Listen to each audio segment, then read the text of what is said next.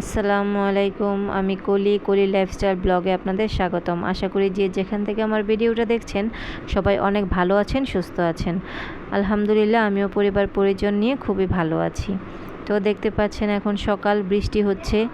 আমি ভেবেছিলাম একটু কাঁচা বাজারে যাব, তো এখন তো বৃষ্টির জন্য আর যাওয়া হচ্ছে না, পরে আবার আমি যেতেও পারবো না। তাই ভাবছিলাম যে ঘরে একটু ক্লিন করি। তো আম্মুর বাসায় দাওয়াত, রান্নাবাড়ও তেমন একটা নেই দুপুরের। তো সকালে নাস্তা টাস্তা বাচ্চাদেরকে করিয়ে এখন আমি লেগে পড়েছি রান্নাঘরের এই অর্গানাইজারটা একটু ক্লিন করতে, কিচেন অর্গানাইজারটা। তো এই অর্গানাইজারটা আমি খুব শখ করে কিনেছিলাম, পেঁয়াজ, রসুন, আলু এগুলো রাখার জন্য। টলিতে রাখলে কিন্তু খুব খারাপ দেখা যায়, ভালো লাগে না।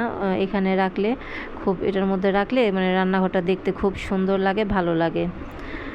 তো আগে তো টলিতেই রাখতাম, তো এটা আমি খুব শখ করে কিনেছি। আমরা মেয়েরা তো রান্নাঘরের জিনিস খুব শখ করে কিনি, ছোট ছোট জিনিস আমরা খুব শখ করে কিনি, সেটা ঘর সাজাতে হোক কিংবা রান্নাঘরের জন্য হোক। রান্নাঘর তো মেয়েদের আরও বেশি পছন্দের জায়গা, যেহেতু দিনের বেশিরভাগ সময়টা আমাদের রান্নাঘরেই কাটাতে হয়। তো এখন এটা ধুয়ে নিচ্ছি। দুপুরে মায়ের বাসায় দাওয়াত আছে, তো ওখানে যাব। তো আমি ভাবলাম যে এই কাজগুলো শেষ করে যাই, অনেকদিন যাবৎ করব তো ভাবছিলাম, করা হচ্ছিল না। তো এই যে এখানে যে এটা আমি করলাম, শুকাতে দিয়ে দিলাম। আর এখানে একটু আলু দেখছিলেন না, ওইগুলো নষ্ট হয়ে গিয়েছিল, তো রোদে দিলাম একটু শুকাবে। এখানে মার বাসায় চলে এসেছি। আম্মু এখানে নাতনির পছন্দের ভুনা খিচুড়ি আর গরুর মাংস রান্না করেছে। আমরা যেহেতু অল্প মানুষ, আমাদের এতটুকু হয়ে যায়। তো তারপর এটা হচ্ছে বিকেলবেলা, বাচ্চা বাসায়। তো দুজনই বলছিল যে আম্মু নুডলস করে দাও, নুডলস খাবো। তো আর কি করা, নুডলসটা করছিলাম।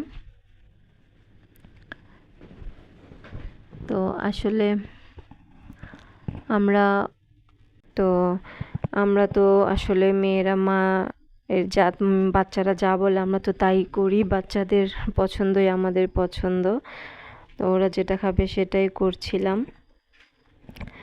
তো নুডলসের রেসিপি আর কি বলবো, আপনারা দেখতে থাকেন প্লিজ। ভিডিওটার এই পর্যন্ত যারা আছেন তারা লাইক দিয়ে ভিডিওটা দেখা শুরু করবেন। ভিডিওটা ভালো লাগলে লাইক, শেয়ার, সাবস্ক্রাইব করে দিবেন, বেল বাটনটা অন করে দেবেন, যাতে পরবর্তী নোটিফিকেশন পাওয়া মাত্র আপনি দেখে নিতে পারেন। মেয়েটা বলছিল যে আম্মু আমার নুডলসটা কিন্তু তুমি কিন্তু খুব ঝাল করে রান্না করবে। আমি ঝাল পছন্দ করি, আমি ঝাল করে খাবো। খেলে আবার ঝাল খেতে পারে না। এখন আমি পড়েছি মহা বিপদে, কি করব, ঝাল দিব না দিব না। তো দেখি একরকম করে করতে থাকি, যাতে দুজনই খেতে পারে। আল্লাহ ভরসা, সবসময় যেহেতু করে খাওয়াই ভালো লাগে বলে, তো দেখা যাক। ঝাল মোটামুটি একটা দেব, যাতে খুব বেশিও না হয় আবার একদম কমও না হয়, দুজনেই যাতে খেয়ে ওদের ভালো লাগে। পুজোর ছুটিতে যেহেতু ওরা বাসায়, এখন আসলে এখনের সময়টা খুবই ভালো লাগে। দুজনে বাসায় থাকে, নইলে তো আমি একা একা থাকি, ওরা স্কুলে থাকে। একদম ঘরটা খালি খালি মনে হয়।